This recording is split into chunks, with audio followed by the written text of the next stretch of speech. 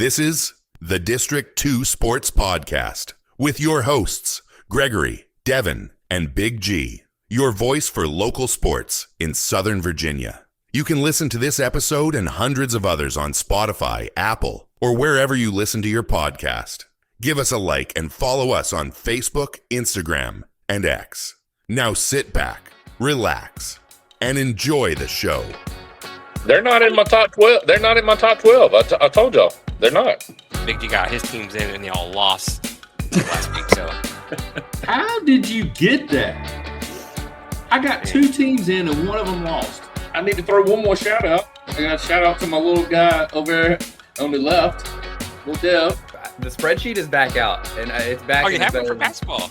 I got one for basketball. Yes. Really? You're not for Spurs? Okay. Yeah. Oh wow. Whoa, So now man, we're going hot now. It's going hot. For anybody listening tonight, anybody paying attention, if y'all don't know, the mob is in the NFL. Not a fan? Not a fan of the lo-fi? That music was atrocious. That was weak. That did not. That was the first thing I wrote down. As soon as it started, I put, not crazy about this.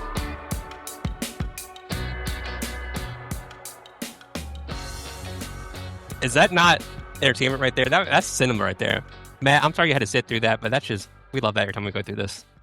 That was entertainment. Thank you. Thank you. I mean, I love it. I mean, every time we do this, I just gotta listen to Devin call our fan base not very smart because they like pictures, not words. But guys, we're back. The Southwest Virginia High School football preview. Football is almost here. We're joined by Matt with Mountain Mojo Sports. Of course, we have Devin and Big G. Big G, how you doing? It might be. Am I live or what? You're live. See, this thing is on the stall, and I don't have a clue what it is. I mean, what is it? I mean, why does it do this? Devin, how are you doing? Am I here? I'm doing great. I'll just get that out of the way before, because I know he's going to keep on jumping in and out here. But no, I'm excited to have Matt. I'm excited. We had a great show last time. The last time we talked was last year before the playoffs. So I'm glad to have Matt back on, and he is spot on with his predictions too. I missed the Union Glimmer game. Matt, can we agree to something here? We did have you on last playoffs, and it's been a highly debated thing here. Didn't me and you agree that Rye Cove could make a run to the state championship? I think we did. Didn't I say that? We did. Matt for sure called it. Gregory was like, that's a team I could also see. It was not like, yeah, that's my team. It was like, oh yeah, I think they could also make a run. So I don't like that he keeps taking credit for Rye Cove. Yeah, he was. I think he was in on East Side. Is that right? See, I'm at the pause there because Big G's been the East Side guy, and here he goes. You got something to say, Big G? Oh, he was the East Side guy. He was the East Side guy. I was the Union guy. Rye Cove. Devin, I don't think you chose a Southwest team, did you? I think I've adopted Lebanon as my. They were my hoops team. I mean, football, I didn't really know too much about them, and they were pretty good. They were my team. They were my pick though, and they didn't do a whole lot come playoff time. But Listen, I got a couple things to say before. First thing is I'm going to say is if I got to listen to Gregory all night long, try to take responsibility and get some kind of admiration and a pat on the back for everything he said right in this world, it's going to be a long night. Actually, it might be a short night. We might as well cut this thing off now if he's looking for that. Okay, you were right one time, okay? One time. First of all, no, don't say nothing else. Hold on. I got a couple things I got to say. Go ahead. Yeah, first thing I got to do is say, Matt, by the way, welcome to chaos, utter chaos, okay? Yeah, so, Devin, I guess you didn't hear about this past weekend. I proceeded to drive up to Rocky Mount and just wear your big brother out on the golf course. I just want to let you know that. Little brother. We're out my little brother on the golf course. The best thing he did all day was tee off on number one and hit a ball straight down the fairway, yet he lost the head off of his driver into the woods. Don't know how it happened. I still don't know how it happened. It was beautiful. It was a thing of beauty, is all I can say. But we had a great time. It was hot as Dickens, and it was a beatdown. I mean, I don't know how else to tell you. It was a beatdown. The other thing I need to say is we have to welcome in a new sponsor, Gregory. I mean, it's okay to do this now, right? Go ahead. Yeah. So Devin is very familiar with this. The Abercrombie Physical Therapy is going to be our Friday night, the player of the game, whatever you want to call it. He's going to sponsor us for the year. So when the shirts go out for MVP of the game or player of the game for District 2, they will have our sponsor, which is Abercrombie Physical Therapy, on it. So I just wanted to bring it to the forefront because we got to pay the bills, guys. We got to pay the bills. Got to. I just want to add, Matt, if I got to play as much golf as Big G and my stepbrother Bradley play, I would probably be just as good as they are. I just want to let you know. But I've only hit the ball once in maybe a year, and that was at one time. That's not my fault.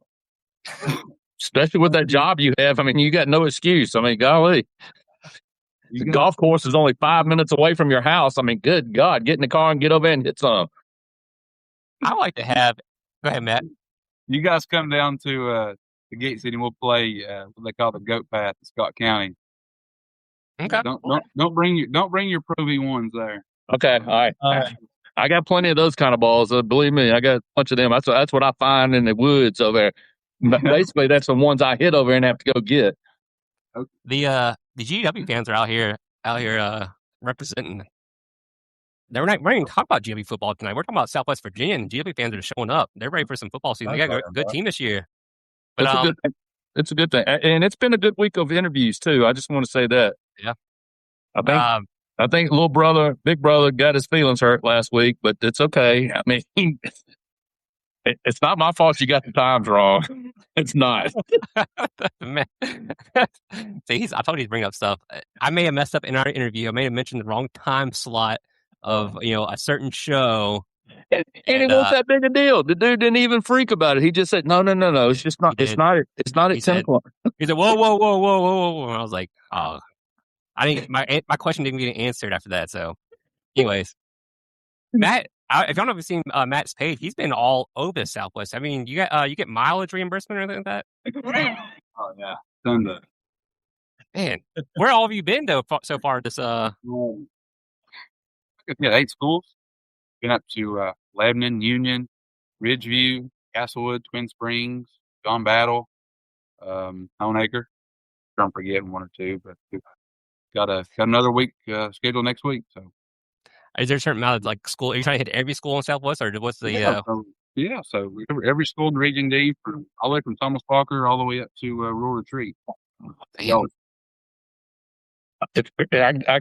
I'm just, what I'm cringing on. I can't wait to hear Matt's intellect and intel on this stuff, inside scoops and everything. But I don't know if I can sit here. If I got a bag, yeah, I do right here, that I can throw up in when I hear Gregory take credit for something tonight. I mean, it's going to be the entire night. It's going to be the entire time we talk about it. I don't care. Hey, I'm just going to mention a team out of the blue. Let's go with Marion. I'm sure he knows everybody on the field that plays for Marion High School right now. I know he does. What were they? They were 10-0 last year, weren't they, Gregory? Wow.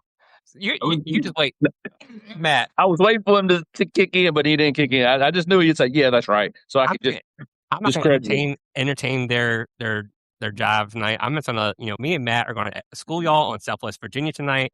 Okay. Kind of educate you guys. Maybe you guys can find a team that you might want to, pull for this season. Kind of like you schooled us in the World Cup, right? I got it. I think I did, didn't I? No, you lost. Bye. We're going to check that. All right. We'll check that. All right. Anything else before we let Matt kind of take over here and kind of go through these districts? Let's go through it. Yeah, I look forward there. And let me make one clear statement before we start.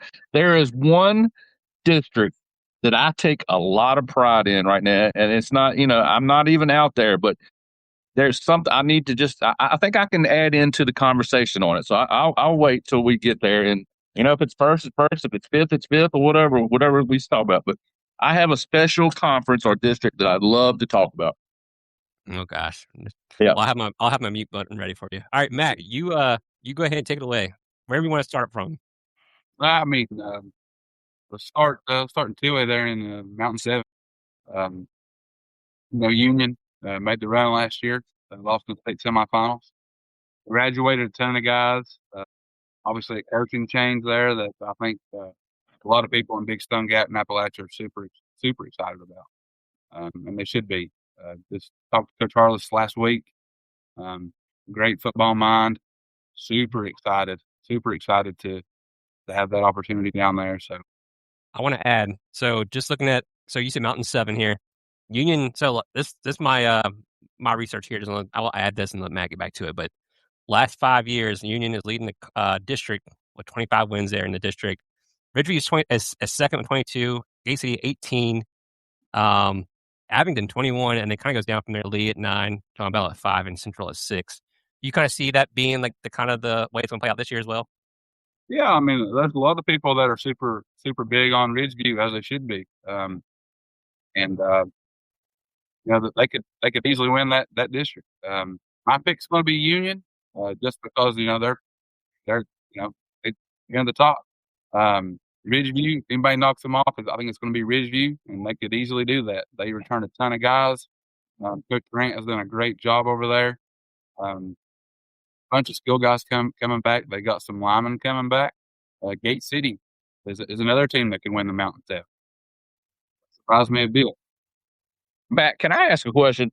I didn't know this until today, going through the district here.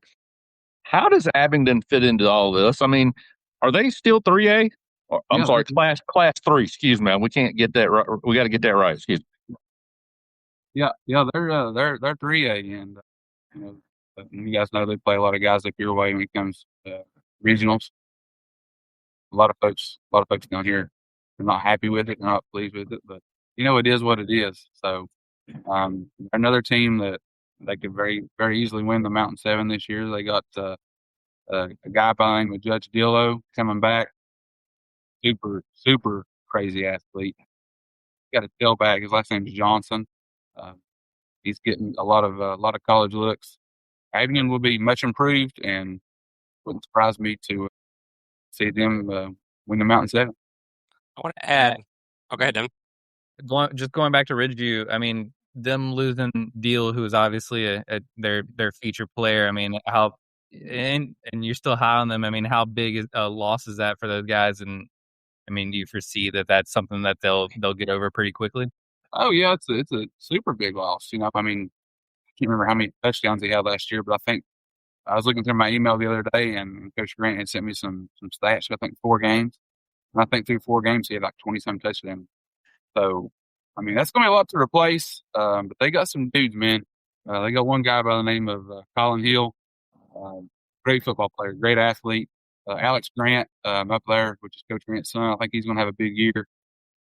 They lost their quarterback as well, Bentley Brockoff. So I think they're going to, from what I was told, it's kind of going to be a little bit of a quarterback by committee type of thing. I don't want to put nothing out there that Coach Grant's not happy with, but I think it's going to be a little bit of a different offense there.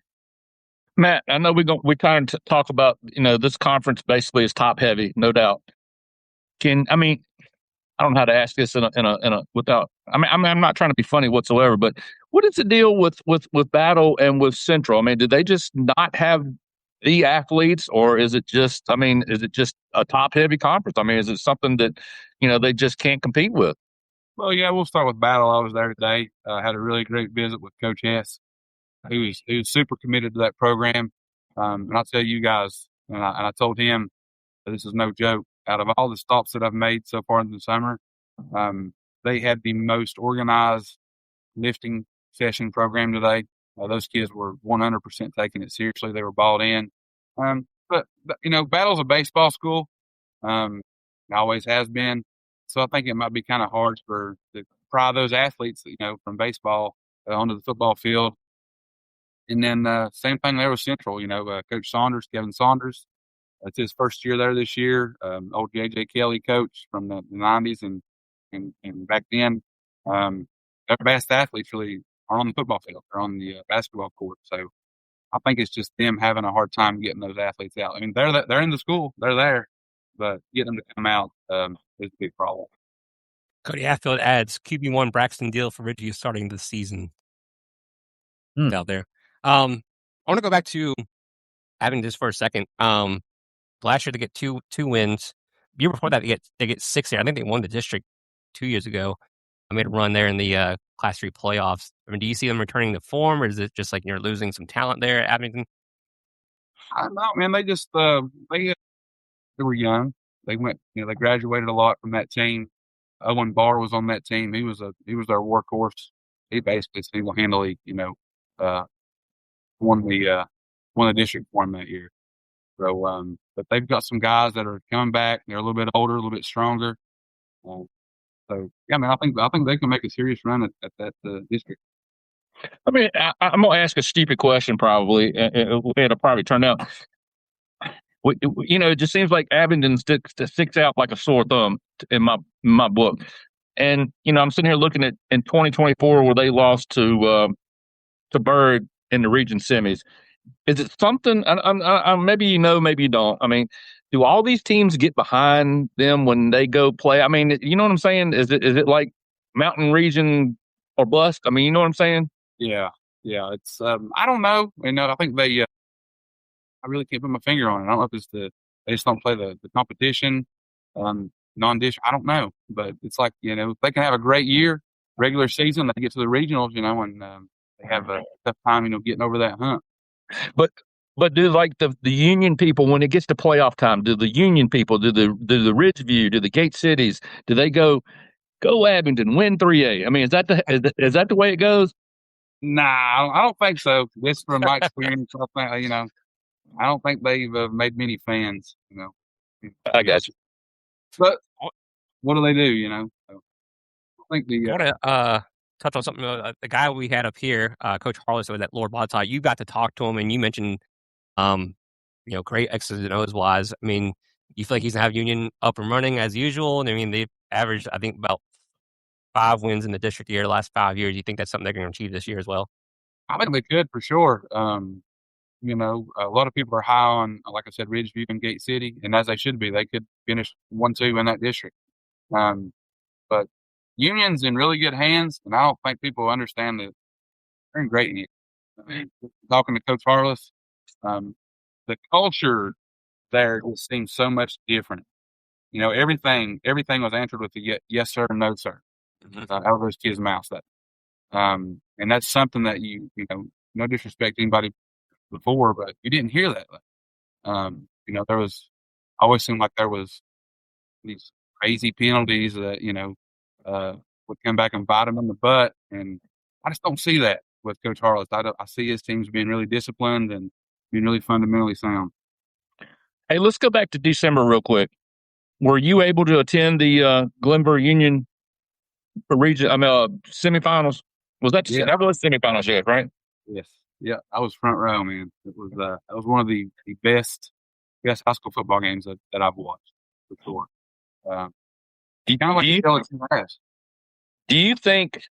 And I'm looking. Me and Devin attended the state championship with Strasburg and Glenver. I think it was 49-27. I forgot. I didn't give Glenver as much credit as I thought I did. But do you think that game? Do you think that was the state championship game for Glenver? I think so. I think that was really emotional for those guys. Man, they poured a lot into it. I mean, that was that goal line stand on that 2-point conversion. I mean, those kids, but they were over the moon, man. And I think you're probably right. They were riding that high, into the state championship, and probably right. I just want to add my last thing for Mountain 7. Matt, correct me if I'm wrong. I think 5 teams out of this district made the playoffs, whether it was Class 1, Class 2, or Class 3. So very deep district. Is it? I asked this on our Facebook page. Is this the toughest district in Southwest Virginia? Oh yeah, by far. I mean, you look. I'm telling you, there's Lehigh is going to surprise some people this year. They snuck in the playoffs last year, and they gave Union every bit that they wanted for a little over a half, into 3/4. It was very much a football game in the second half, but Union, like we talked about earlier, they were just so deep last year, so talented.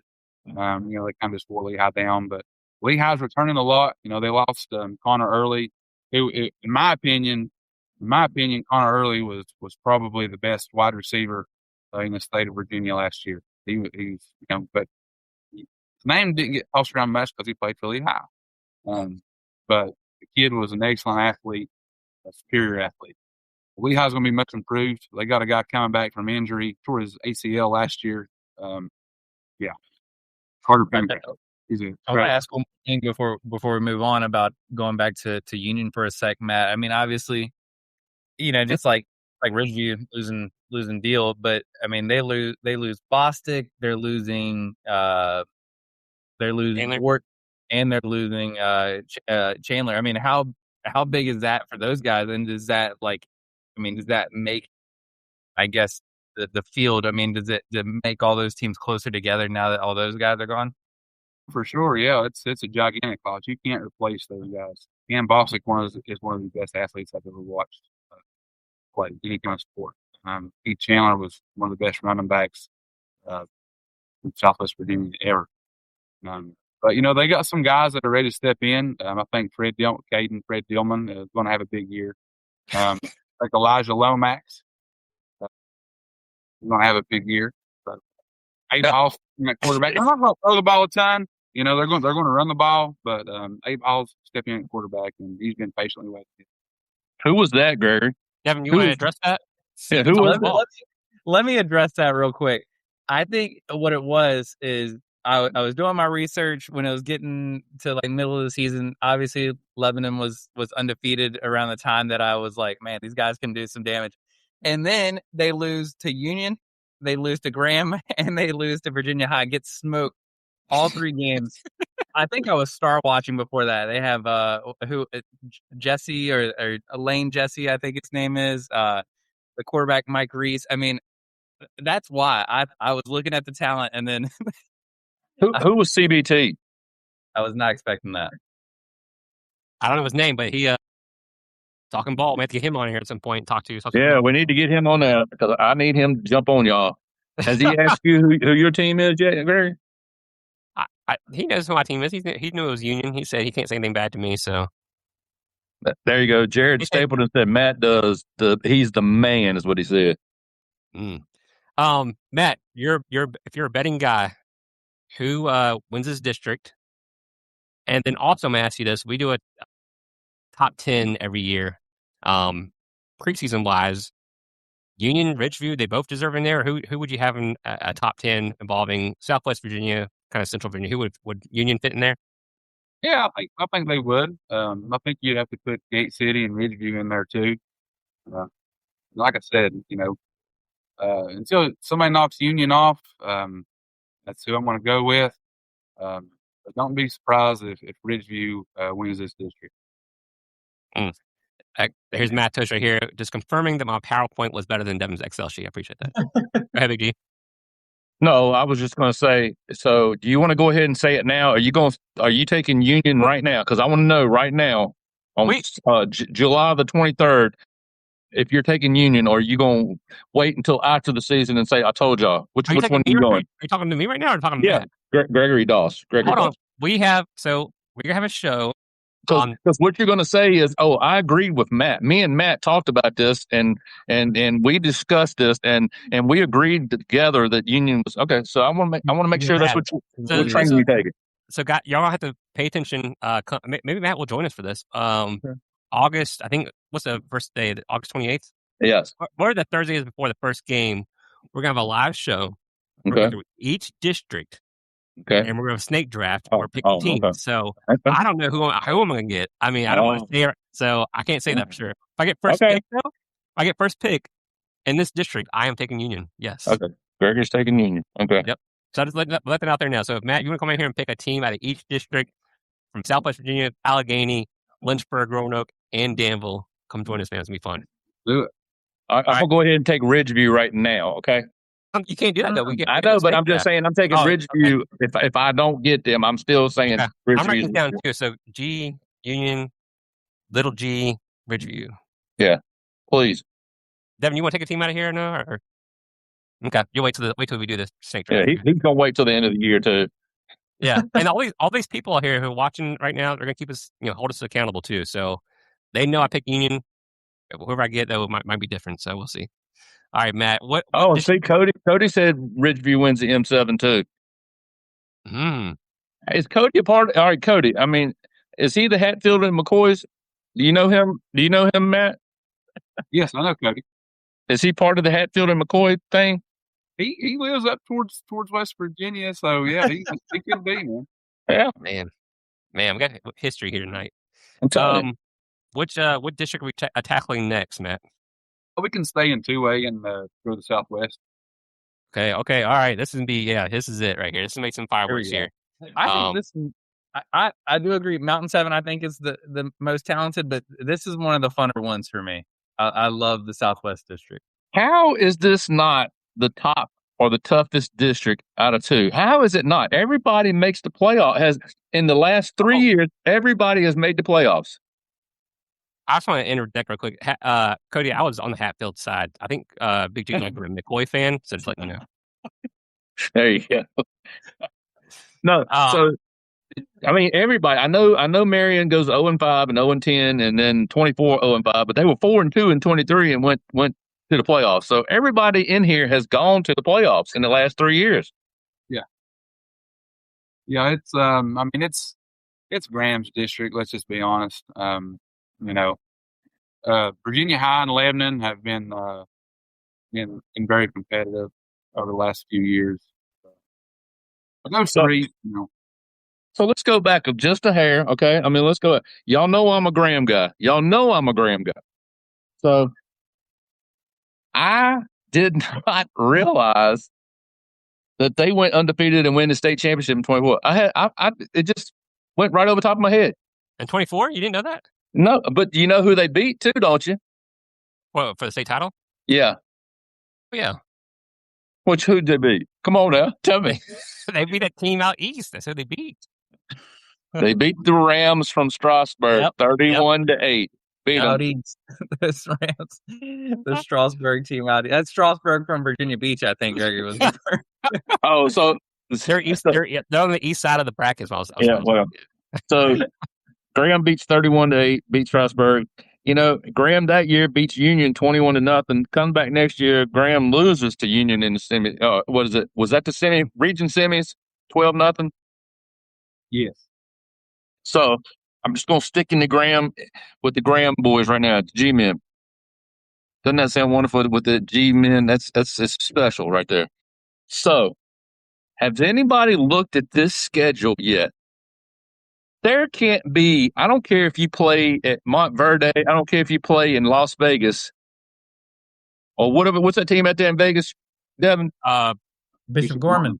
Yeah, I don't care if you play at Bishop Gorman. You do not play a tougher schedule in the first 4 weeks than these guys play. Has anybody looked at that? Oh, yes. Bluefield at Heritage, Union, week 3, and then the defending state West Virginia champions, Princeton, in week 4. Just in case anybody wants to know, that record last year was 49-6 for those 4 teams. 11-3, 11-2, 13-1, and 14-0. I mean, that's a killer schedule. These guys could be after 4 games 0-4, and then have to win the district to get in the playoffs. That's crazy. Yeah. Yeah, we were talking about it earlier. I think last year they got off to maybe like a 1-4 start, 1-3, something like that. And then man, they got healthy. They were banged up early in the year. They got healthy down the stretch, man. They just started pounding people. But their game with Union in the playoffs is very good. I'll add, just for this district, the last 5 years, Graham, 21 wins in the district last 5 years.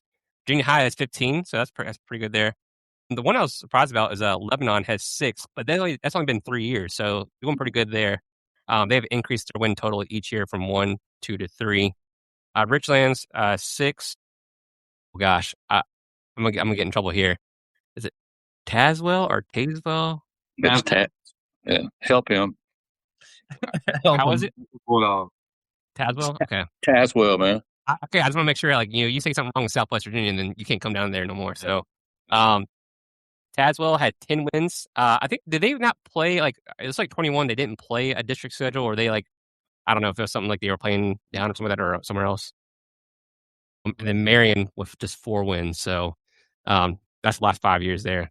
Do you see that kind of playing out the same? Graham, Virginia High, maybe Lebanon, they're battling for second and third. Yeah.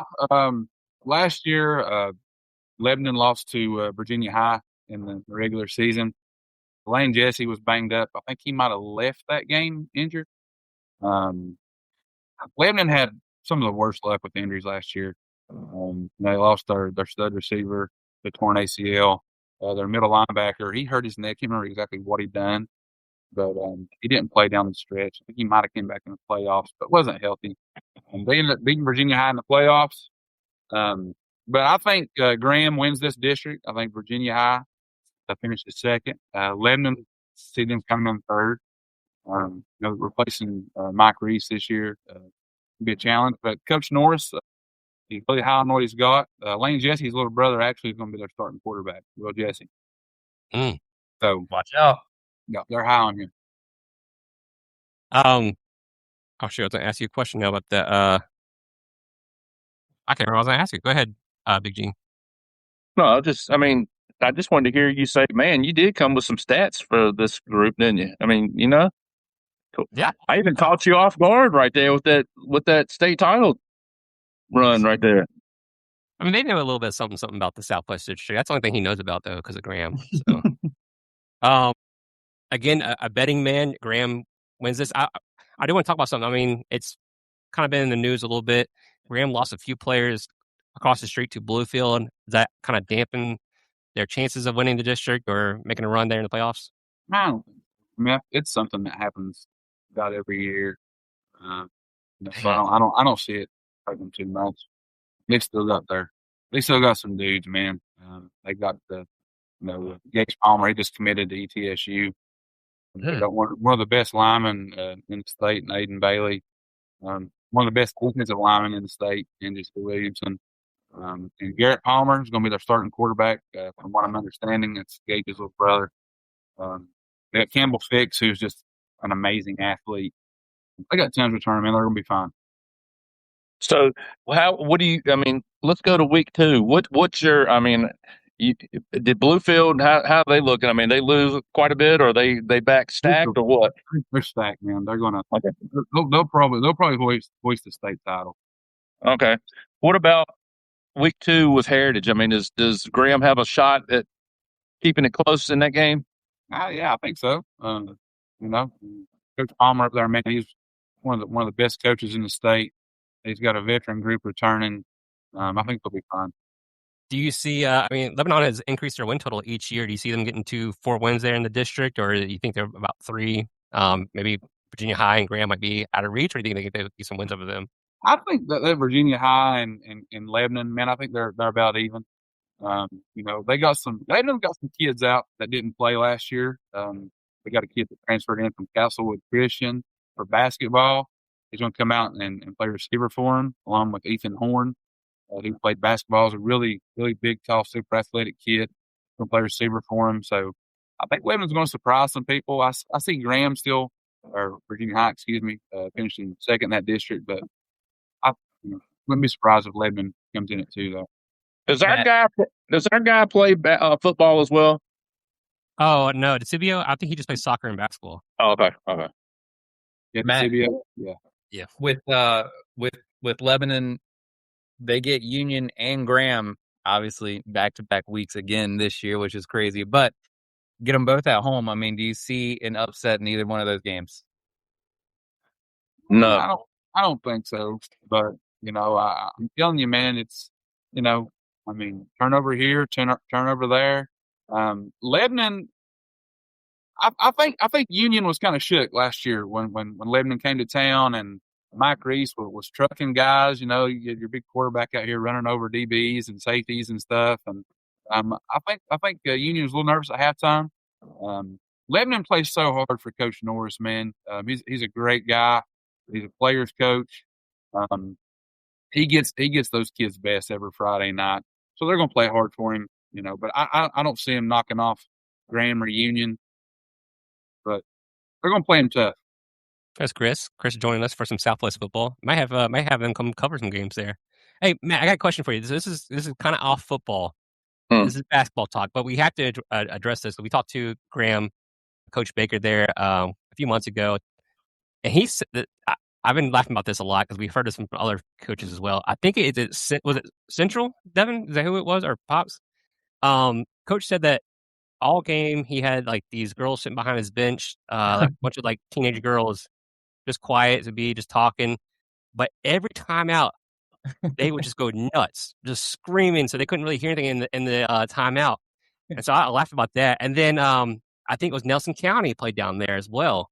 And that coach mentioned the same thing. He said there was a person behind the bench that didn't say anything all game, and then all of a sudden the timeout, like towards crunch time, they just start going crazy. Is this something that Central does? Have you heard of this before? I haven't heard that, no. But that kind of, it's still basketball talk, but it kind of reminds me of what Castlewood used to do. So our bench was right in front of their student section. They were right directly behind us, and it's a timeout, and we had a guy named Chucky Lindholm, our team, and so Castlewood, they're the Blue Devils, so they got this pitchfork. And they got the Chucky doll, the Chucky child play or whatever. They got a Chucky doll, and they're dangling it, over during a timeout. They're dangling it over our bench, over our players' heads, and the railing collapses, so their student section falls, on our bench. So, but no, I haven't heard that from Central. I know Central, they can get pretty rowdy up there for basketball, so that's surprising. Just a couple more things on the Southwest District. I feel like maybe it was a couple years. I mean, I know every team goes through this, but I remember Tazewell and Richlands competing for like region championships in football. What has it just been like a cycle of talent come through there, or what's been like recently what's been the issue there for them, or if you can mention that at all? So with Richlands, man, when I was coming up through school, Richlands was a standard. Yeah, everybody wanted to play Richlands. They were the guys. They were the dogs. I think a lot of kids are transferring out. I hear this and hear that, and it's a lot of hearsay, but I hear this kids they leave and they go to Homemaker or Tazewell or maybe somewhere up the road. Man. The ball. So it's very important. Always like their name. They're the Blue Tornadoes, right? Is that what they are? Yeah. Yep. Yeah. Throwing some knowledge at you, Devin and Big G. I wish y'all didn't know that. Betting guy. I mean, you're going with Graham, right? Yeah, 100%. Okay. All right. Big G, you going with Graham? I am. I mean, if I had to pick a team right now, I'm going. I'll let Devin have his Lebanon. Lebanon. I'll take Virginia High. All right, fellas. Any other questions on Southwest for Matt? Devin got something? All good. All right, Matt. Where are we heading to now? Where's it? We can go Cumberland. Cumberland. Okay, let me get my stats here. Okay, this is be some more fireworks here. This is But I got to go ahead and admit something before we even get to each team. I did not realize. Okay, so maybe I just didn't do my research last year when we sort of discussed this Rye Cove and Eastside thing. Okay, I didn't realize Eastside can't not beat Rye Cove in the playoffs. I did not realize it. I mean, I'll just go back to 23. They can't beat these guys. Yeah, I don't know, man. This has turned into one of the ugliest, filthiest, nastiest rivalries. Really? Oh, what? They do not like each other. I did not know it was that bad. So we need to get this on the schedule, guys. Yeah, we might have you all for got to that. come to an Eastside Rocco game. It's the region championship. It was basically a brawl on the field. After the game last year. So they beat them pretty bad too, didn't they? Yeah. It was one of those things. It was a snowball effect. I mean, one thing goes wrong for each side, and it just snowballed on them super fast. Yeah, I put an asterisk down, and I had to make sure I said East Side cannot beat Rye Cove in the playoffs. That's just the way it is. I mean, 3 years straight, they can't beat them. But look, I don't know, Matt. You might have been at the game, and me and Devin never thought about seeing if you were there, but we did attend the 1A finals there at Salem with Rappahannock. Yeah. And it was a true ball game up until maybe Devin, 5 or 6 minutes left to go in the third quarter. I mean, it was with a point or two at halftime. I think 14-13, something like that at halftime. I can't remember. Might have been tied at half. I can't remember. Racco was leading at half. I think 14-13 or maybe 14-6. Yeah. I'd say what changed that game. C.J. Kelly, quarterback for Rappahannock, tremendous athlete. They had him pinned up on a boot play. Yes. They had him pinned. This was right in front of me, and Cody Hatfield, he was there too. Having right in front of us. They had him pinned up in the end zone, and he in the end zone. And there was like 5 white jerseys around him. He breaks it, man. It's and scores a touchdown. And the energy, you can just on that side, on the Racco side, you can just feel the air just inflate out of the stadium from him. That's kind of when I was like, well, they might be. I think old big boy that was in the backfield for Rappahannock, Devin, I can't remember what his name is, but he started to wear on those guys too. I mean, it was just a steady, just dose of him just taking it to him. I mean, he wasn't breaking it off, but he was still getting 5 to 8 yards a carry. It was crazy. Yeah, Kenneth Madison. Kenneth Madison. He ran the ball. I don't know if y'all remember watching Eddie George run the ball. Oh yeah. But he looked like a prime Eddie George out there running. But to me, it wasn't. I know what the score says. The score says 49-14 Rappahannock. Yeah. It was not that kind of game. I mean, it just got out of hand at the end, and Racco was moving the ball. I mean, I love their offense. They were just running the football steadily. Yeah. And props to Rappahannock for making the adjustments at halftime. They were trying to run inside on Racco. Racco was much bigger and stronger, up front. And then, Rappahannock just done what they do best, man. They got their athletes on the outside, and Racco just didn't have the speed to match up with. Matt, what percentage of those teams in Southwest Virginia are running that like wing T kind of, wishbone, flexbone offense out there? I would say 30, 35. Okay, so it's not even half then. Okay, for some reason I thought just watching Rye Cove play in that state championship game, I thought it was just a Southwest way of life out there, especially seeing like Strasburg. I'd seen like Strasburg kind of running a similar offense too. East Side fans make sure I let them know that they have a boring play. Matt, this top half of this district is pretty close. I was looking at the last 5 years. Eastside with 16 wins, Rock Cove with 19, Twin Springs 16, J.I. Burton 11, Thomas Walker 11, and Castlewood with just 2. But seems like a pretty even district overall. I mean, most years, it seems like it's been Eastside and Rock Cove competing. But you have years where Twin Springs was winning 4 and 5 games in the district too. Yeah, Twin Springs, they were always competitive under Keith Warner. Shout out to Keith Warner. He moved on and is now the principal at Gate City High School now. So congratulations to Keith for doing that. But Twin Springs and Rock Cove and Eastside, here lately they've been the guys in that district. I'm really excited about what J.I. Burton has. They got some young guys coming up, and you want to pay attention to them over the next couple of years. They're going to be really good. Rocco's, they've got some guys that are coming. And shout out to Cody Smith at Castlewood, his first year leading that program. He is super excited. He's a Castlewood guy, and they fell under hard times here lately, but he's excited to be the head guy there and try to get that program turned around. Oh yeah, Tyler, we'll have this later for you guys to watch, so you can catch the first 2 districts. But just look at those 5 years. Twin Springs, they were 5 wins in 21, 4 in 22 and 23. Had won an O streak there in 24, but kind of regained there in 2025 with 3 wins. Do you foresee that being another 3-win season, or you feel like they can get to 4 and 5 wins? Yeah, I see them finishing about where they did last year. And to me, it's Rock Cove and Eastside there at the top. Twin Springs is going to be competitive. Keno Burke's taking over there at Twin Springs. He's just like a mirror image of Keith. The kids are going to play hard for him. He played football at Gate City High School, so he's been born and bred into Southwest Virginia football. So I see them finishing 3rd probably. J.I. Burton finishing 4th, Thomas Walker 5th, Castlewood 6th. Rocco second, Eastside winning this district. Craig October the County. 9th, guys. October 9th. October 9th. At Rocco. What's Rocco's mascot? War Eagles. Yeah. Oh, Lord have War mercy. Eagles. Wow. So it's the Spartans against the Eagles? Yeah. Wow. I think we definitely need to get. When is that? You said October 9th? October 9th.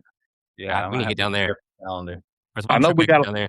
I know we got a lot to go through here still, but wouldn't it be perfect if you could catch a game in Southwest on Friday night, then trip on over up to UVA Wise, catch an afternoon game, and then move on down to ETSU and see a night game? That would be the perfect weekend, man. Man, I think we need to set that up. Are they all home that weekend? I don't know. We're just gonna have to go see if we can make this thing happen. You know, I think that would be perfect. I mean, absolutely perfect. Matt, Eastside and Rock Cove, they looks like they both like have been like strong the last few years. Did they go through like any coaching change in 21 or 22? I feel they both like Rock Cove had 0 wins in 21 in the district. Yeah. Eastside only have 1 in 22. Has there been a coaching change or what's happened there? Yeah, well, with Rocco, Gary Collier's been the difference. I mean, he's completely turned that program around. I mean, they went for a program that they quit halfway through the year, because they didn't have enough players. Things were looking very bleak. Coach Collier comes in and completely turns it around. I mean, if you look, they have like improved like each year. Like they went one step further each year. But ironically to me, the year before last, that team was better than last year's team, and they lost in the state semifinal. Grayson County. But last year, man, it was just a run of destiny for him. But yeah, Coach Collier has completely turned that program around. He's brought in a great staff. Mo Hayes, B.I. Sayers. They've done a tremendous job with those kids over there. And Mike Rose at Eastside, does a great job.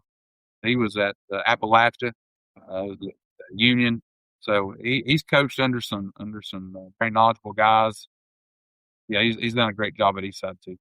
So let me ask you another question, similar to what I asked you earlier. Was the game Rocco and Grayson in the semis, in the state semis, was that kind of the state championship game as well before they even got to Salem?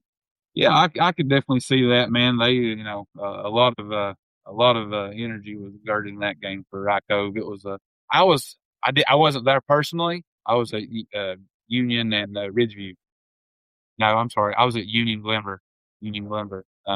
But yeah, I think definitely for sure they were riding that high, kind of like Glenver was. But yeah, it was a muddy game from what I've seen the videos and stuff. They played it at Gate City High School, kind of muddy, which played into their hands. Grayson County has a ton of speed. And Rocco's the old school team that's going to beat you up. Matt, I was on your page. It was last year, and I'm gonna mess this up. I'm probably getting in trouble with all the Southwest fans there. But I saw one of your videos, and the players walked right through the stands down to the field. I don't know if it was Rock Cove or Twin Springs. It might have been Eastside. I can't remember which one it was, but I was watching your videos. It was Rocco coming down the Twin Springs fans. They played the game at Twin Springs. It was at Twin Springs, and when you play at Twin Springs, visiting teams get dressed up on the hill in the school. So when you come down, most teams, they come down the hill. Rocco comes down the bleacher. Some gamesmanship. I love that, man. And it was pouring rain too, so it was. That's why Rocco is my team.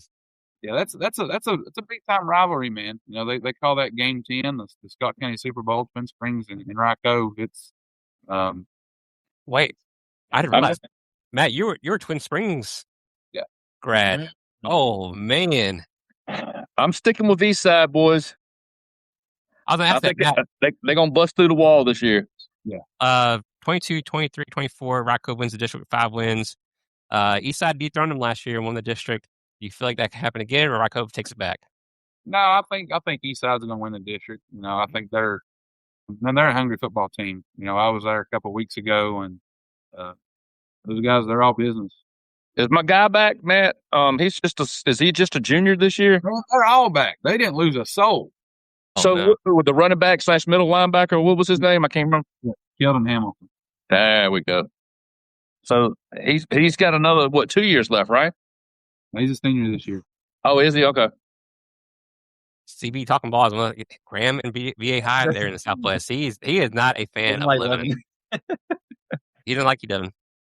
He committed. Oh, is that the kid? Okay. If you haven't seen, is this a video where he throws or takes his shirt off by the fire? The couch is on fire. And whatnot? If you ever heard about West Virginia, they burn couches. What a commitment video that was. That's Big E, man. So my oldest, he goes to Racco, my son Landry, and he'll be on the business football team this year. And there we go. Tyler talking sports knows. There we go. East Side coming back for the run. I don't like all this East Side talk, to be honest. They're loaded and they're ready, man. I mean, as a Rock Cove guy myself, I despise seeing that Spartan head or whatever that thing is on the midfield. That's disgusting, is what I say. Oh my God. I mean, you definitely can't go out that way, okay? I mean, where's the game at this year? Is that Rock Cove or East Side? It's at Rock Cove. Okay, October 9th. I'm good.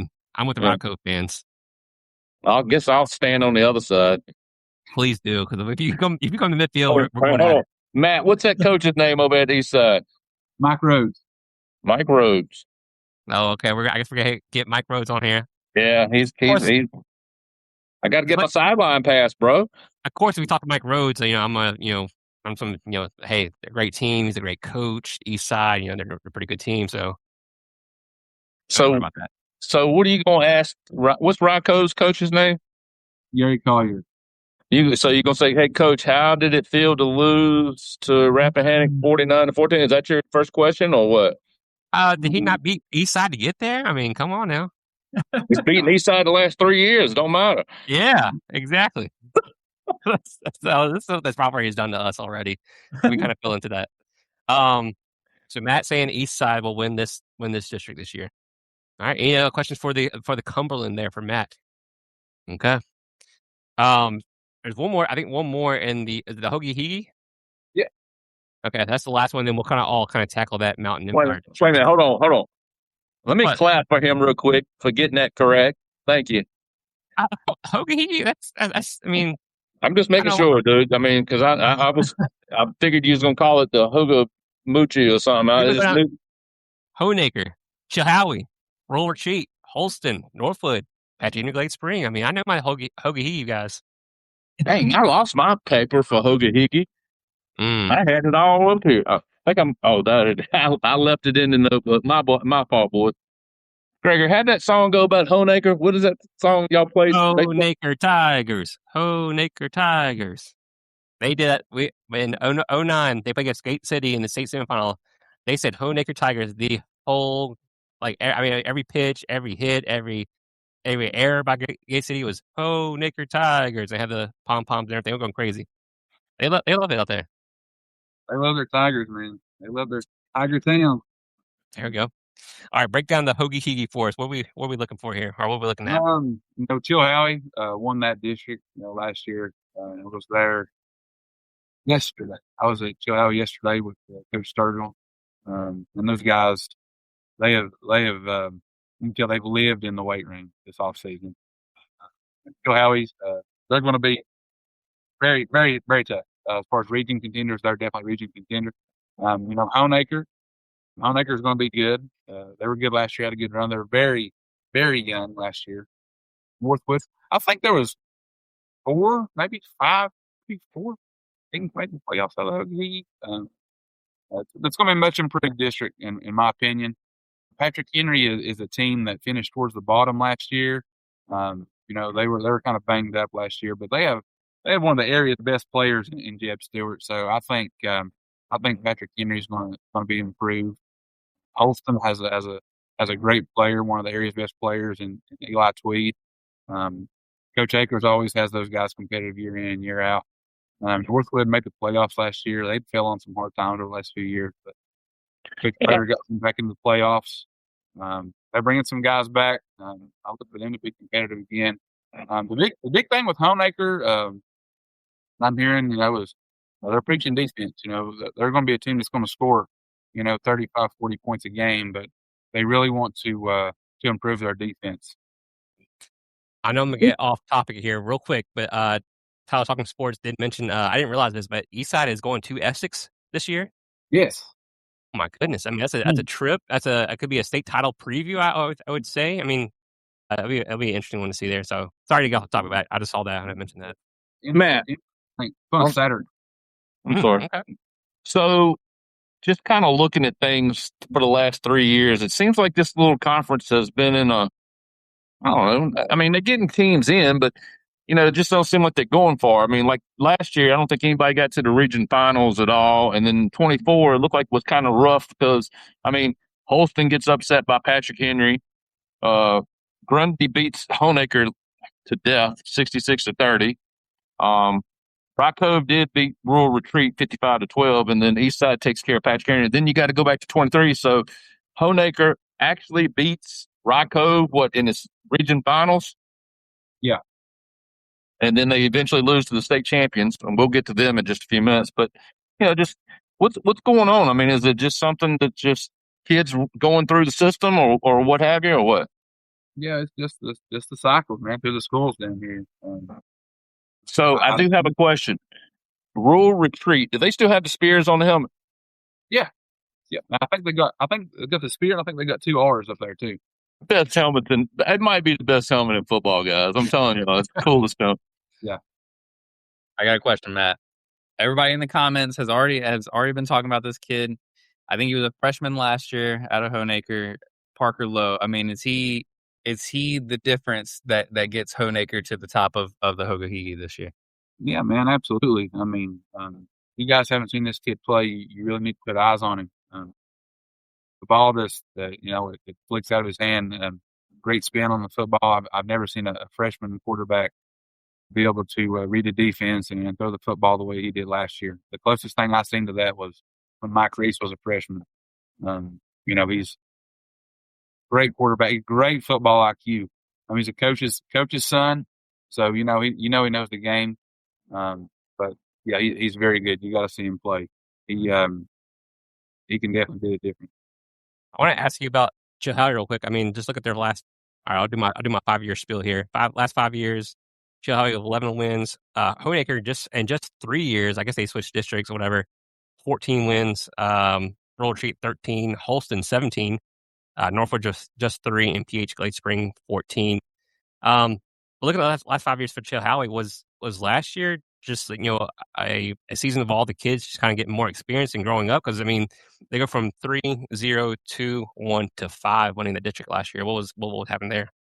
Yeah, they were one of the region's best stories last year, man. They kind of came out of nowhere. I don't think anybody was picking them to win that district. But they. I was at the Honaker game, Chile and Honaker game in October. Honaker's big stud receiver, Avery Music, he goes down with a torn ACL that game. And, I knew they were for real when they held Honaker to, I think, 7 points. They won, I think it was 22-7, something like that. But, man, defensively, one of the area's best defensive units last year. They played Eastside tough last year. They lost to Eastside by, I think, 2 touchdowns in the regular season. But yeah, they were one of the area's best stories last year. Matt, I'm going to ask you a question, and maybe I missed something, but I kind of look at I don't know if you want to call it feel good story, if that's what pertains here. But Northwood, they don't win a district game in 23 or 24, and then wind up going 2-3 last year and finishing 7-4. I didn't see where they made the playoffs. Did I miss something there? Yeah. And then can you speak to what's the improvement from? Yeah, they I think Coach Prater done a great job with those guys. They made the playoffs. And I spoke on how Chilhowie was a great story. Northwood was just as great too. I mean, that was a program that had been everybody's whipping boys, over the past few years. But Coach Prater done a great job. But they got a young man over there by the name of Brody Waddle at Northwood, just a blue collar football player. He wears the cowboy collar. He's number 11. He's about 6'2", 6'3", probably 240. Plays with an attitude. Just old school football player. They leaned on him a lot last year, and he got them into the playoffs. They lost to Honaker in the first round out here at Honaker. and by a pretty good margin. I think I'm with them pretty good. But Coach Prater did a great job with those guys, and they'll be in the playoffs again this year, I think, because they got some guys coming back. Jake wants to know what offense they're running down there. I don't know if it's for Honaker or Chill Howie. I'm not sure which one that one is.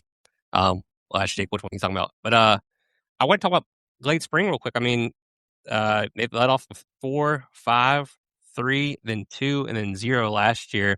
Is it, I mean, just one of those things? Is it a cycle or just what's going on there? Yeah, I think they were kind of beat up last year. They had some guys injured. They were young. Jeb Stewart down there, he's one of the area's best players. I think the year before last, man, he might have had a game where he had like 364 yards of the team's 367 total offense. They had 367 yards of total offense. I think he had 364. He's a great athlete, man. I think they're going to be much improved. Austin Cooper is their head coach. He was he spent some time at Giles. He's a Hurley boy. He played his ball at Hurley. But he's done a good job with those guys. I think they'll be much improved. What's our guys that played basketball there at Glade Spring? Did they not get on the football field, or they stayed off of that thing and I think they Woods. the K Woods. Yeah. Jake wants to know what offense Northwoods is running on there. Right at your face. That's what they do. Matt, off topic a little bit, but are you a run the ball guy? You like to get the ball out in space? You like to throw the ball deep? What kind of offense do you like to watch? I like to, run through somebody's face like Marshawn Lynch said, over and over and over and over again. That's what I like. I mean, look, man, I spreading it out and throwing it is all. It's pretty and it's fun to watch, and if you're good at it, it's very fun to watch, But I like running that pigskin. No, these two don't know nothing about running a football. They want to do the tunnel screen, the wide receiver, whatever crap is. They throw it to the outside and, sit him behind a receiver so that he can try to run through 12 people over there to, get a first down or actually get a yard, actually. But they don't understand 3 yards in a cloud of dust. They care less. Matt, if I was an air raid guy, I'm not going to say I am or not, but if I was an air raid guy, who should I go watch in Southwest Virginia that's the staple of their offense? Honaker. I've actually got a Honaker T-shirt in there. Coach Lowe gave me last year, and it says Honaker Tigers Air Raid. Tiger Raid, Air Raid. They call it the Tiger Raid, but yeah, man, you guys get a chance to watch Honaker. They're very fun to watch offensively. They spread you out 4 and 5 wide, and they're going to throw it 40 times a game. And I need to apologize, Greg, before you step in. I need to apologize to the Northwood folks. I missed out that they made the playoffs last year. And I'll go ahead and tell you this. This is another conference or another district where everybody has made the playoffs in the past 3 years. So it's very competitive. Yeah, I guess what? I had 1, 2, 3, 4, 5, 6. 6 of the 7 made the playoffs last year. That's pretty good. Yeah, I'm kind of with Devin. I like the air raid. Give me that varsity blues 5 wide. Get out there, throw the ball around. Why did they go to that? Because Booby Miles got hurt or whatever their running back was. He got hurt. You got 2 different movies. Yeah, but whatever the dude's name was, he tried to shoot him up on the table out there, and what's his name said, "Don't you put it with Bubba? What's Big Boy's name?" Yep. He said, "Don't put that in his leg, or you have to deal with me." Yeah, I remember that movie. Tweeter. Beat you to death with him. Tweeter out there in the flat. I mean, getting the ball. Who do you? That might be the best football movie of all time. I mean, you can say what you want to about Friday Night Lights. Varsity Blues is up there. But that I can't. What I don't understand about the whole thing. I love that's one of my favorite movies. But how does the strip club come in and you stay all night? Did they actually go to school the next day, or did they go straight to play football game? I mean, I ain't figured that one out yet. They should have had a little rest in there before they played. They mucked it up at the end. You know what I mean? Well, I mean, if they went to school, so did Miss Davis. Yeah. Best part of the movie. I mean, that's awesome. I mean, that game though, just watching them like the towels playing the Foo Fighters song in there, just getting tore up. Yeah. I mean, it's awesome just watching that. That's good. Gosh, I guess we talk about the Hoagie Higgy at some point here again. Matt, I mean, if you got to pick a team here, betting guy, who are you going with to win this district this year? And this is one that I've been going back and forth on for 2 weeks. It's one of those things where it's a gut says one thing, the heart says another. My gut is saying Chilhowie, but my heart's going to go with Honeacre. I think if Honeacre, the difference is going to be if Honeacre can put a defense to go with that offense, because scoring 40, 45 points is great, but if you give up 50, because good. Like I said, gut says Chilhowie, heart says Honeacre. Depending on that the defense, that's just not one I'm just come to a conclusion on yet. But Matt, what was Honeacre playing before they got into Hoagie Higgy? Black Diamond. Okay. Oh, I guess we talk about that too. I mean, Black Diamond just kind of ceases to exist now with the new school. Was it Southern Gap? Is that what it is? Yeah, Southern Gap. Was it all? I mean, I think it was it 4 teams or 3 teams in that district that kind of compiled into Southern Gap? So it was 4 total, but only 3 of them had football. So you got Council, who didn't have a football program. They did for a few years back in the 90s. But you got Twin Valley, who got the jersey right back here, Twin Valley Panthers. Okay. And then Grundy, Golden Wave right there. Man. You got Hurley Rebels jersey over there. Hurley Rebels. That's the 3. I want to ask you about that. So you're a Southwest guy. I mean, you've seen consolidation all around the Southwest Virginia. I mean, it is what it is. I mean, how do people feel about that? I mean, are they happy to have Southern Gap? Are they going to miss those traditions there at those other schools? Yeah, it's, it's tough. I've seen it firsthand. It's tough for people. There's so much pride in these small communities back in here that, you look at Union, they've been consolidated. Powell Valley and Appalachia been consolidated, I guess, in 2011. There's people that still gripe about it. There's people that still gripe about, Pound and J.J. Kelly. But it's one of those things that, I'll have to get used to sooner or later, because I think eventually down here it's going to happen with Dottie County. Since Matt's pointing out the jerseys, I need to go back a district. I need somebody to, since we got a good audience tonight, I need somebody to get in touch with Coach Mike Rhodes over at Eastside. I need a Spartans jersey with a middle linebacker number on it, 56, something like, whatever. Just get me I need one of those. I need one of those, especially if I'm going to be attending that game, I'm sure he's got me hooked up with a jersey, so I'm sure he'll. No way. What number? I think mine's number 30, 32 or 30. I can wear 32. That's fine. I mean, if it's got to be that, I can wear that. But I'd like a 56 or something, some middle linebacker number. I feel like I fit in right there. About a 58. Yeah, that'd be good. 58's good. That's fine. Man, that says a lot about the teams we cover in Central. I mean, they don't give us anything. I know, man. Southwest. You can get a GW jersey. What are you talking about? And you went there. That red Twin Springs hat right there. Yeah. Helmet. You got the helmet back there? Yeah, Coach Logan, Honeacre helmet. Yeah. Didn't we see a video of Matt opening up his Honeacre helmet? Actually, yeah. We don't get that treatment. What's wrong? There's a Rycove hat right there. That's a Rycove hat. Union Spring. Gregory, didn't you hear me throw in that? I need a torn up jersey from who was we talking to the other day? Grayson? Is that what? No. Carroll County. Carroll County. Yeah, I asked for a torn up jersey, and I don't think he said, "Oh, y'all come on to the game." That's all he said. So, oh well. EW is dropping the ball on y'all. Oh, Matthews ain't even getting a jersey. While we're on the subject, as far as Southern Gap, I mean, new school, they'll be in 2D, right? Yeah, they're going to be in the Southwest, but they're not playing that schedule this cycle. I think they're going to be 2 years out, I think, from playing the Southwest District cycle. I could be wrong. I'm not entirely sure. Maybe it's next year, but I know they're still playing. They've adopted Grundy's schedule. Okay. So is this going to be like the John Marshall of basketball, of football now? I mean, combining all these people together and recruiting everybody and bringing them on in. Is that the way this is going to be? I don't know, but touching on Southern Gap there, they got a great in 8th, 9th grade right now. They're going to be pretty competitive here in 2 years. But I mean, If they get cool jerseys and stuff, I'm down with it. I mean, if they get cool jerseys and helmets and they want to supply us, I mean, they can do what they want to. I'm all for it then.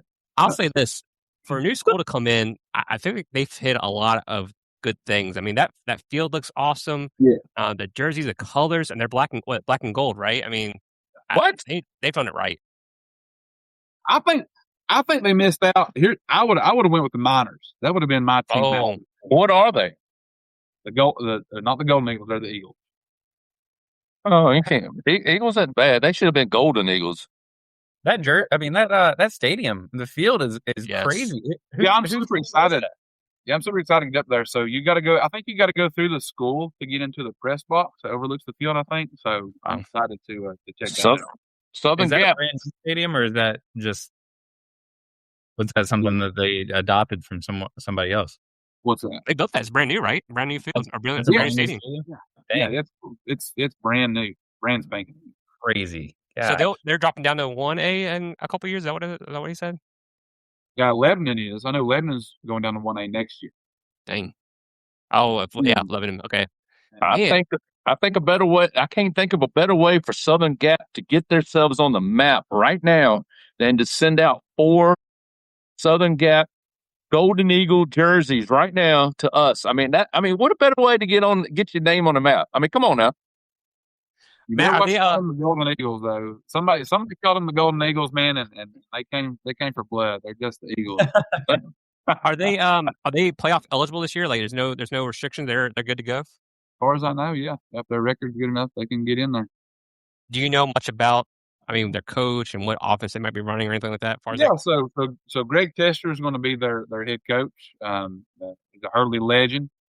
I think out of high school, I think he went and played college ball at Miami for maybe a year. I think something like that. Ended up at UVA Wise, but he's gonna have some guys. Braden White, from Valley. I think want to play quarterback for him. They'll be okay, but I think they're going to have a tough couple of years. Just to translate that, Big G's not asking for swag. Big G's begging for swag. I'm begging. I'm on my knees looking for it. This guy's a hustler. I tell you that, man. He Get it. he hustled Jamestown, and he never looked back after that. So Museum. It just fell into place, guys. Hey. all right. So you mentioned did you say Honaker or you said Chilhowie was gonna win this district? Going back to the Hokie. You know, the gut says Chilhowie, the heart says Honaker. I've yet to just come to a decision on who I think's going to win it. Like I said, I think if Honaker can tighten their defense up, a big shout out to Jeremy Miller, their defensive coordinator. That's one thing they've been preaching when I was on my visit there a few weeks ago is third down. They want to win third down, and they want to get the ball back to that high flying offense they have. I think if they have success in doing that, then they're going to be tough for people to beat. But Chilhowie, those kids, like I said, they've lived in the weight room. Coach Sturgill has done a great job with them. And they've got some young cats, man, that are very good. They got a sophomore by the name of Dylan Martin, plays receiver, one of the best athletes in the area. Their running back Gunnar Milhorn's a sophomore. He's trying to get to 240 pounds. He's a load. He's going to be a nightmare to tackle for 4 quarters. So I would hate to. Plus, it helps when you got a Honaker helmet that you can make that easy choice of too. Yeah, man, I got tons of Honaker stuff in that closet, man. It's Honaker heavy. When you got to weigh it out, Honaker, Chilhowie, Honaker get a helmet. So, it's going to be Honaker. You know that. Well, I just live 500 yards from the school, so it's. Oh, no kidding. Okay. Yeah. I'll say this just throughout the whole night, and I'm not trying to get any brownie points with the Southwest fans, but these guys, they know their ball down in Southwest Virginia. I mean, they this do. whole night, every player, stop this defense, this offense. I mean, oh my gosh.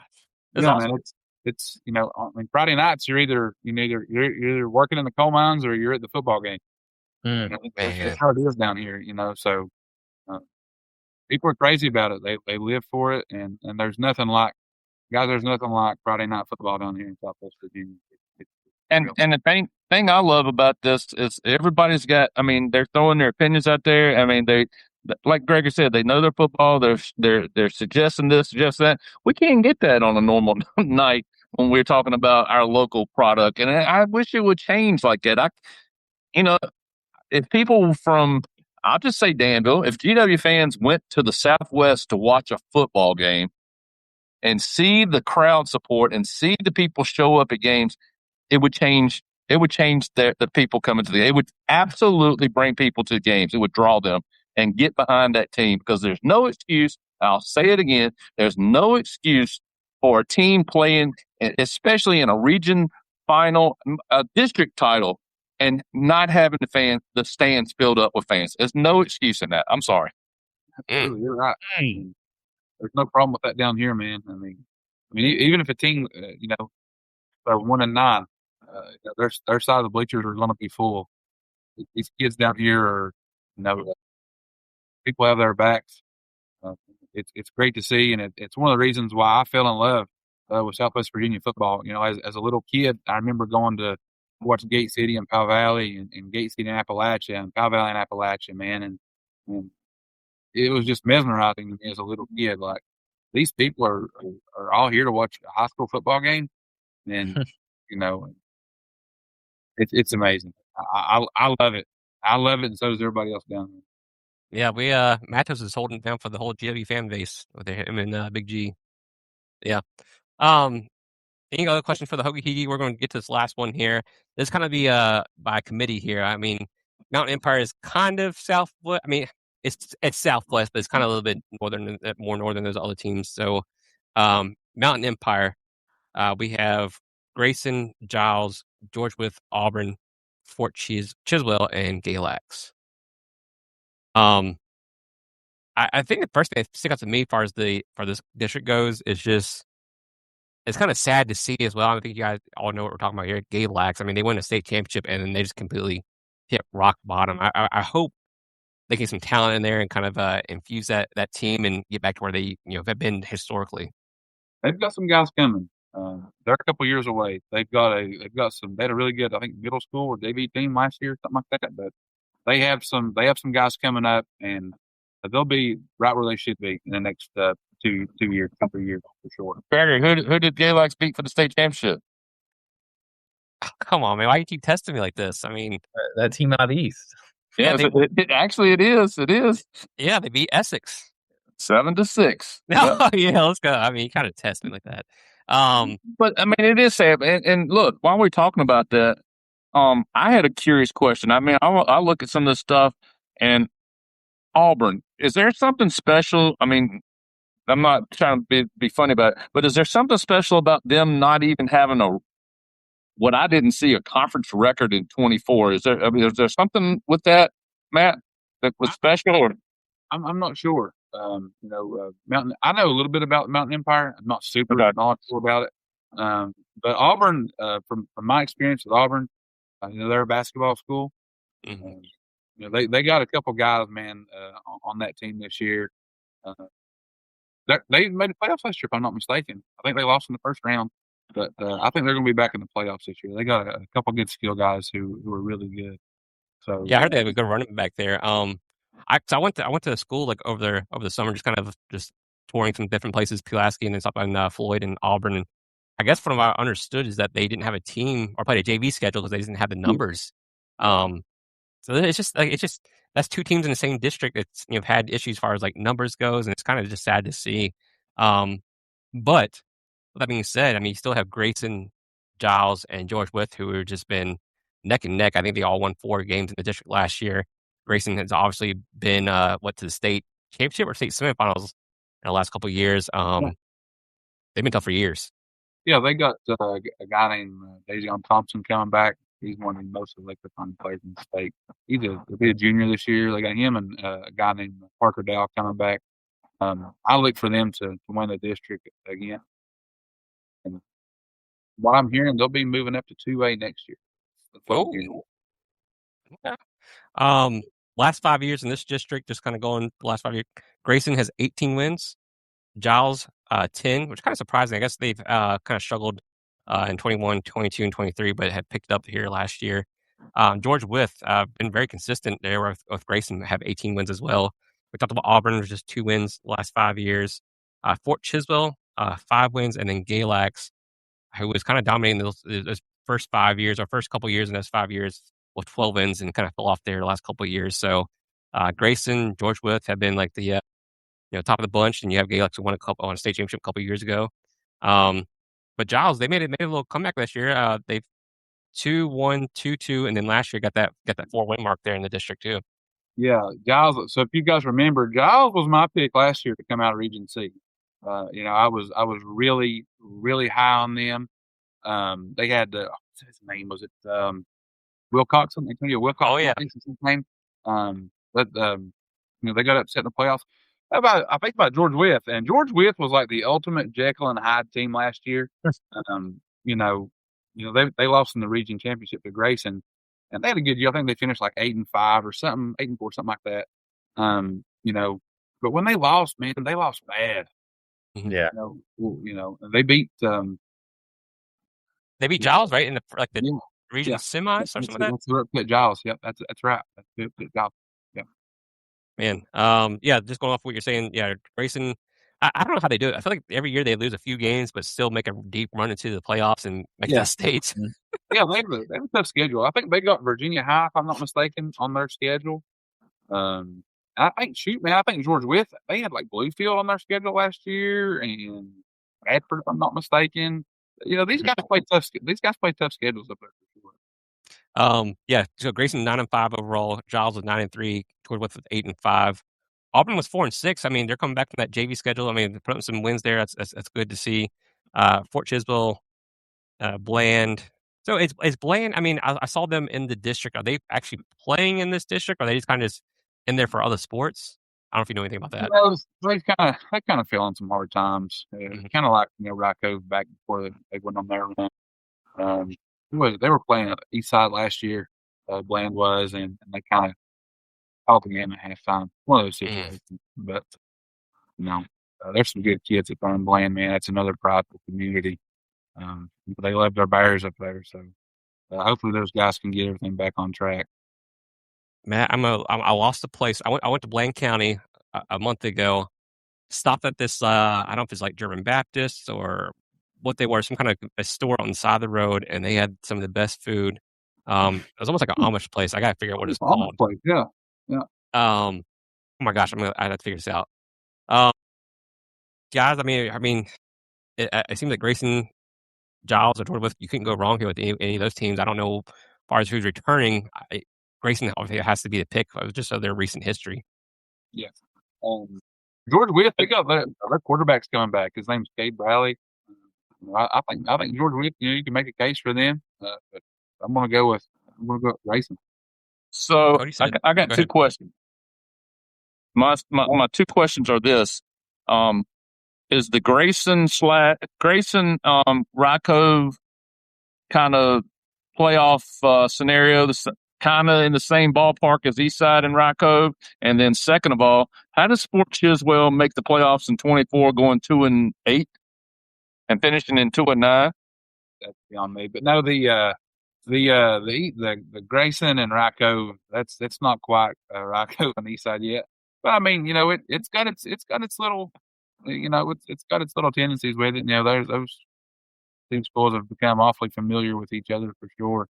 And like I mentioned earlier, I think the Rocco team the year before last that lost to Grayson at Rocco was probably the better team that beat Grayson last year.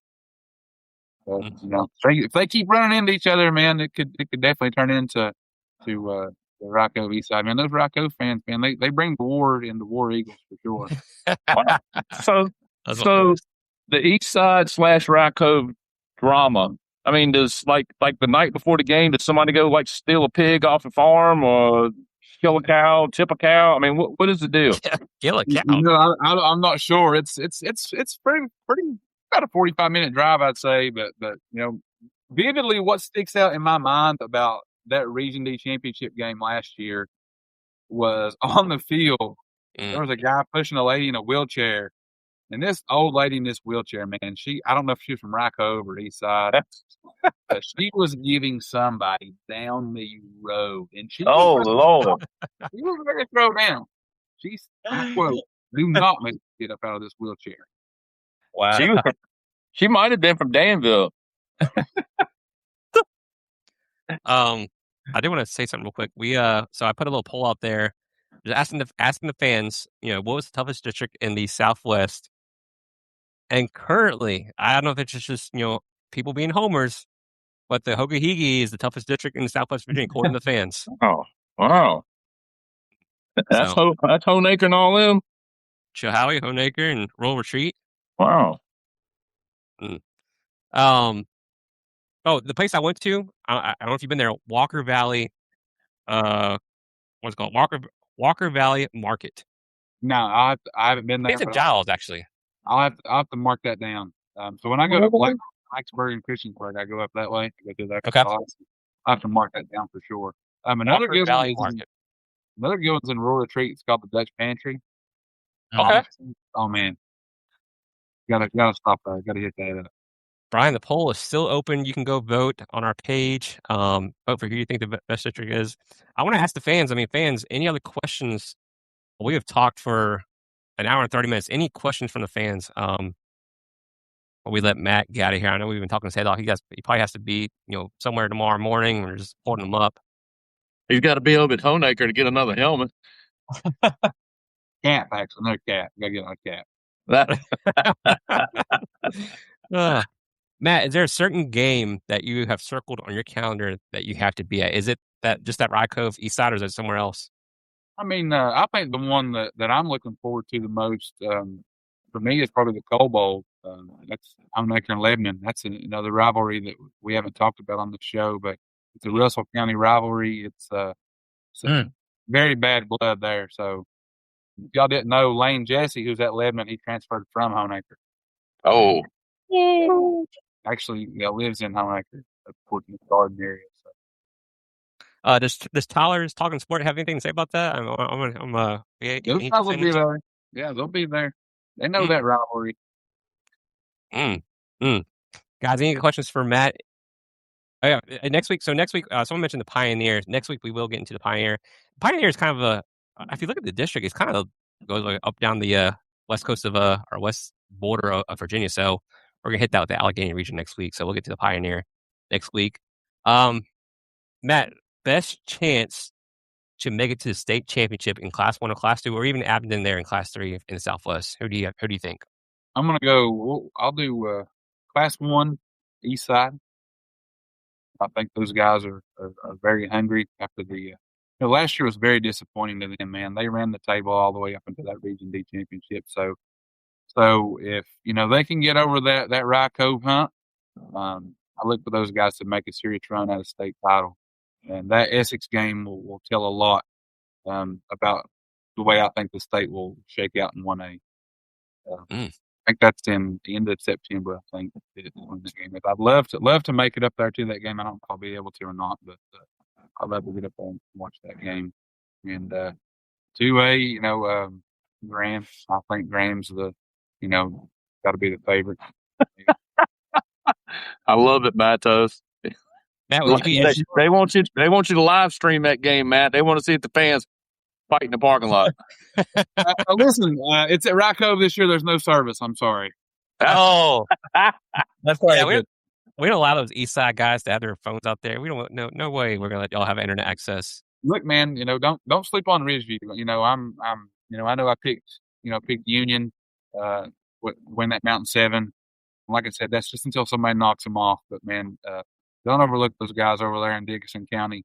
They're a very hungry football team, and man, they got some talented kids over there. So don't be surprised if those guys make a run. Do you think that anybody can take down? I know Strasburg returns a lot. It might be someone else, running the East next year. But do you see anybody knocking off Strasburg and that offense? Oh man, they're some big, strong physical. You're right. No, I really look for a Graham and Strasburg state championship.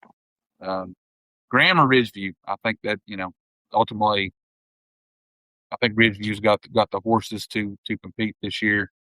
Hey, Matt, we did an interview. Me and Devin did an interview on the field after the Glenver and Strasburg game.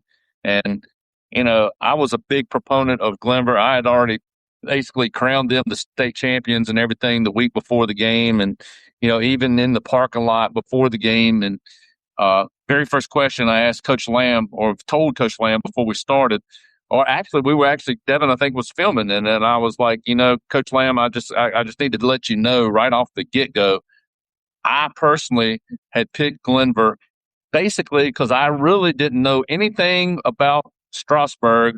And he said, quote, "You do now." So, what a better way to say it? I mean, that little quarterback's back, and then they still get the running back. So they're going to be strong again. They're tough.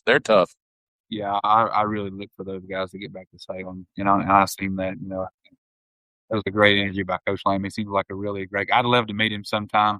But yeah, I think he gets his Rams and the purple back to Salem. So, yeah. I got a question for all you guys. Actually, my last question. The East. I had to make sure I'm corrected on this. I think they swept the West last year in the state championship as far as 1 through 4. We even had 2 West teams, I think, in Class 4. Class 3, I think we might have 2 West teams too. I think they cross-bracketed too. But anyways, the West just couldn't get it done next year. I mean, it happens in cycles. Do you feel like the West can get back on top there? I mean, Salem's hosting all 4 classifications there in Salem this year. That'd be fun. I'm sure we'll see you there, Matt, and kind of hang out and talk and stuff like that. But is the West going to jump back here? You guys see that happening, or is the East just, dominant right now? Yeah, I think so. I mean, maybe that's just a West guy talking in me, but I really look for East Side's very athletic. I think East Side can match up with those guys out east as far as speed wise goes.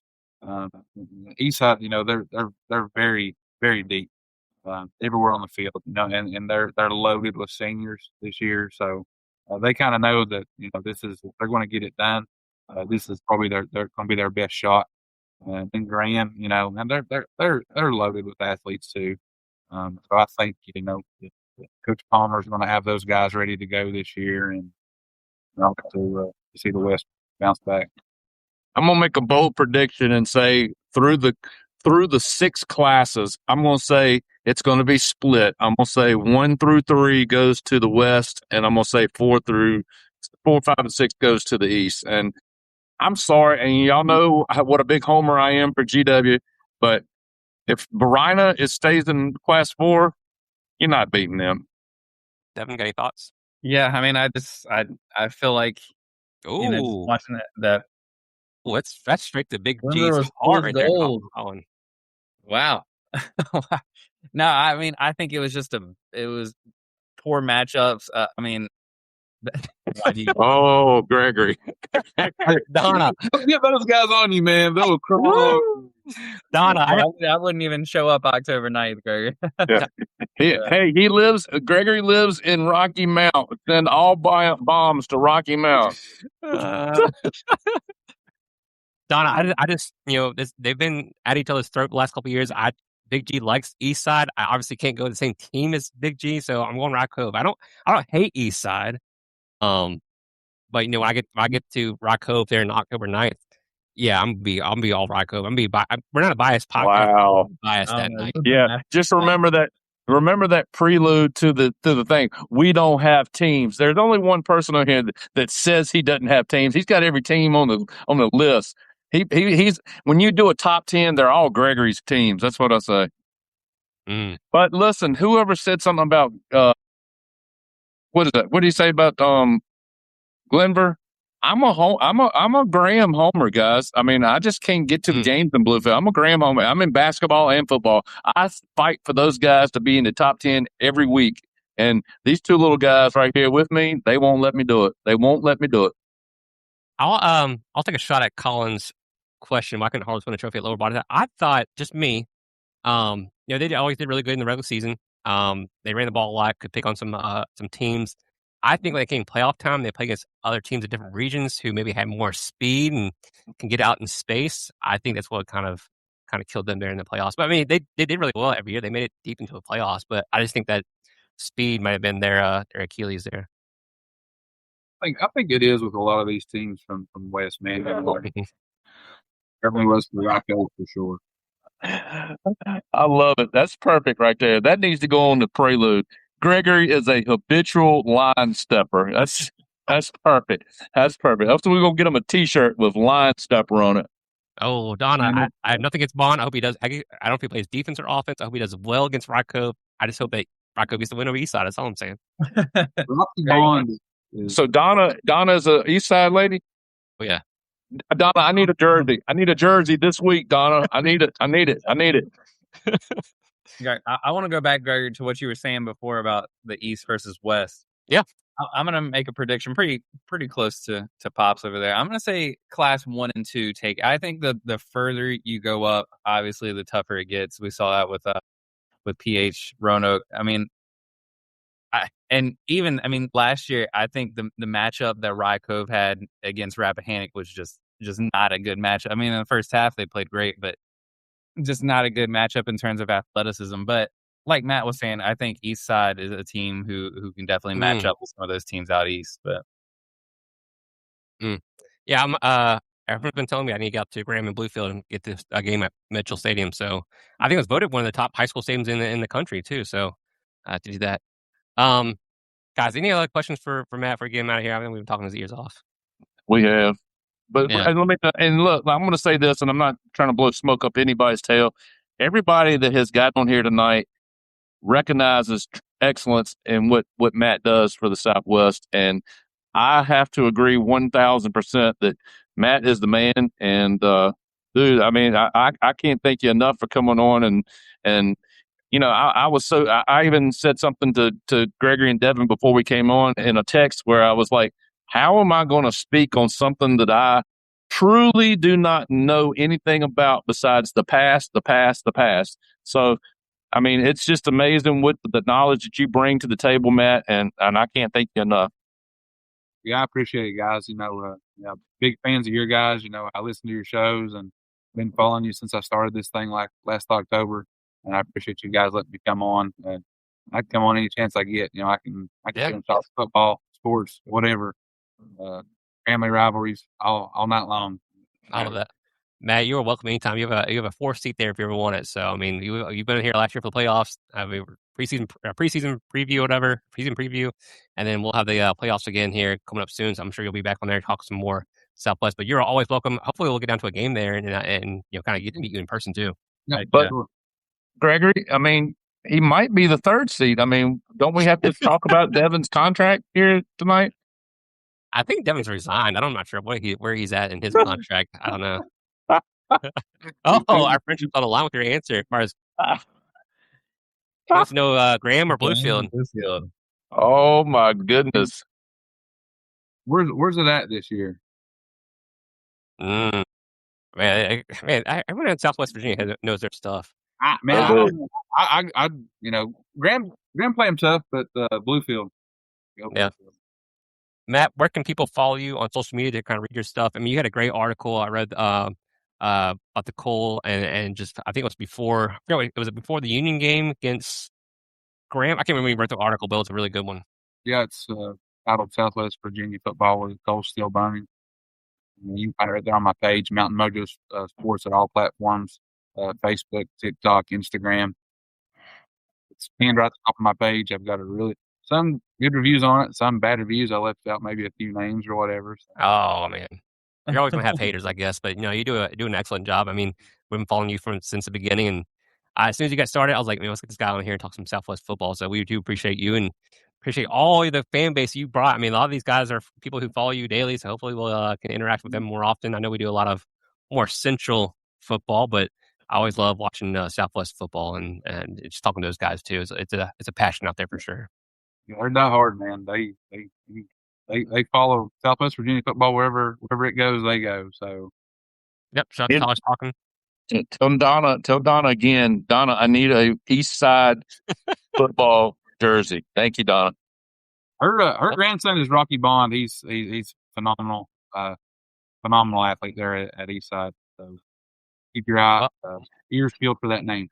My email is gregdoss1923@yahoo.com. Just send me an email. I will pay for the shipping if I have to.